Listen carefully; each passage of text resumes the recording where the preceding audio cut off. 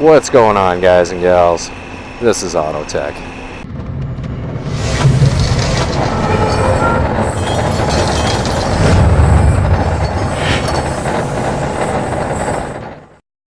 So we had our first sub-zero temperatures this morning. That was an awesome time.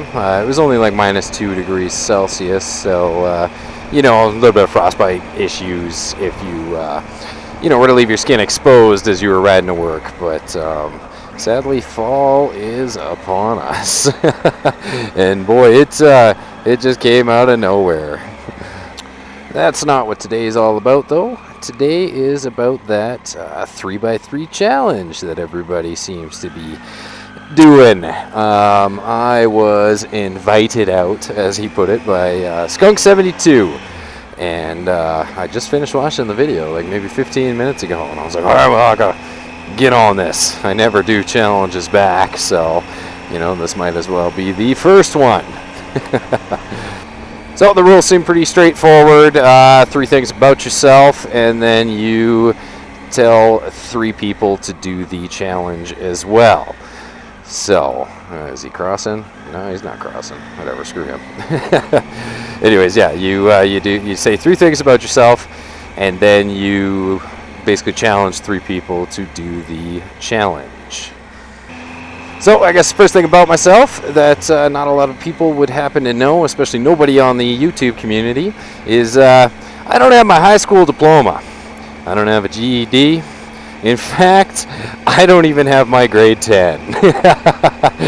But the way that it worked for like becoming a mechanic was I could challenge the entrance exam at the college, and then if I passed and I got more than like 80%, I was eligible to take the program. Now, I didn't like drop out of high school or anything to, you know, just due to stupidity or anything. It was just, it never interested me. I couldn't care less. You know, at that time I didn't really have any ambitions in life, and so I actually just stopped going to school to work. You know, I got a good full-time job, and you know, I kind of just started pursuing that. And then around 19, I started pursuing the mechanic thing. Like, I was already like well into it by that point, but I mean like pursuing it on a educational level. So I wrote the entrance exam for what's known here as SAIT, Southern Alberta Institute of Technology. And I passed it, and then funny enough, I actually ended up like pretty well getting honors like all 4 years. And you know, then I even did some like night school in previous years, and passed all that.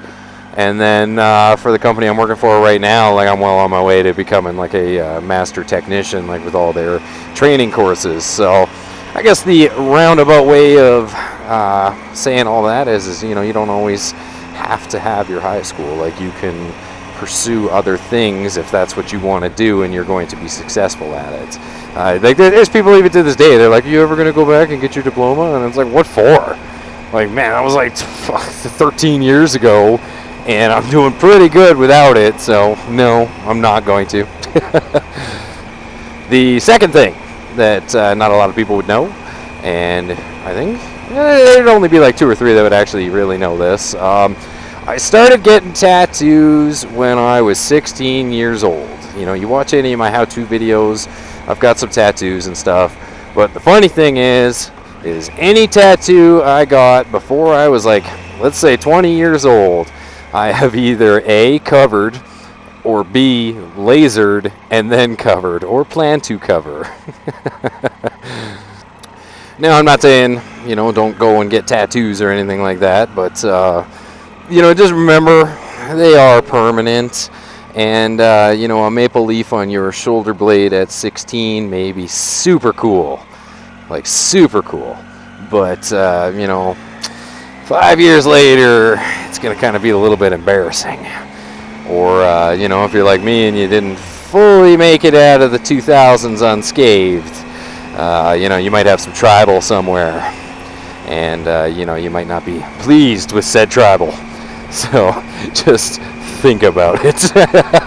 Because those $85 tattoos that I got in 2004 cost me $700 worth of lasering and, you know, then a few $100s worth of tattooing to cover up. So, you know, that's, you know, another life lesson, and not a lot of people know because I don't tend to share it because it's a little embarrassing.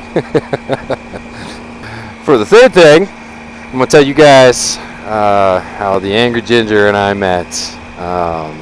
You know, obviously he'll know the story to this, and it's a funny one. But so when I was fresh 16, I was working at the Walmart.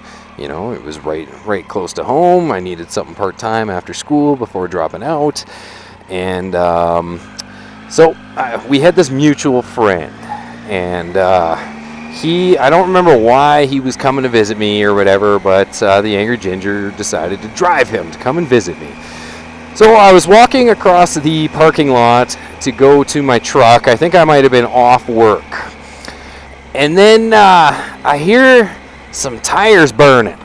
You know, there's a little bit of a burnout going on, and like somebody dumping the clutch. And I look over and I see this truck just hauling ass towards me. And I'm like, oh man, who's that? And for some reason, I thought the smart option was to try and jump said truck. Now, I was pretty young and I was pretty spry, but I could not jump said truck. And I jumped from the driver's side fender, and I cleared the hood, the windshield, and then I got bagged by the passenger side mirror. Like right between the legs, and I ended up like landing on my chest. And you know, like I still at the moment didn't know who this was, why they were trying to run me over, or why I thought it was a good idea to try and jump a vehicle trying to run me over. And so, you know, naturally my stuff breaks this mirror off. It shatters all over the ground. You know, luckily no damage to the door of the vehicle or anything. And then this, you know, mutual buddy jumps out of the passenger seat, and I'm like, oh man, what's up? And then this big old Ginger gets out of the driver's seat and comes around, and he's like, what the F, man? Like, and I'm like, well, you tried to hit me. And it was like magic ever since. Yeah, that's the story of how the Angry Ginger and I came to be. That was, geez, that's going on like 15 years ago now. I'd say a definite strong 14. So, I mean, it's, you know, the stuff like that builds a bond. So there's my 3 random things that you guys probably didn't know about me, and a whole lot of people know about me.